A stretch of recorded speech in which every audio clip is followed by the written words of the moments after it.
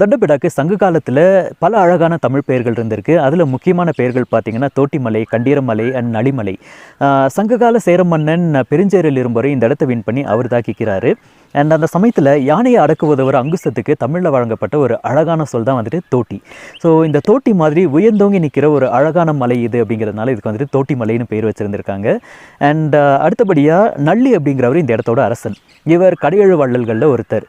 இவருடைய தம்பி இளங்கண்டீரக்கோ இந்த இடம் ரொம்ப ஈரமாகவும் கண்டாகவும் இருக்கிறத பார்த்துட்டு இதுக்கு கண்டீரமலை அப்படின்னு பேர் வச்சுருந்துருக்காங்க.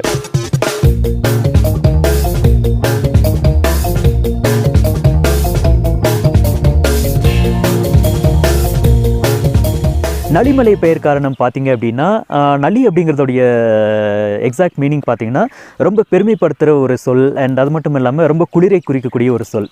இந்த இடம் தமிழ்நாட்டில் மிக உயர்ந்த இடம் அப்படிங்கிற ஒரு பெருமையை கொடுக்குது. அண்ட் அது மட்டும் இல்லாமல் ரொம்பவே குளிரான ஒரு பிரதேசம் அப்படிங்கிறதுனால இதுக்கு வந்துட்டு நளிமலை அப்படிங்கிற ஒரு அழகான பெயரையும் வச்சுருந்துருக்காங்க.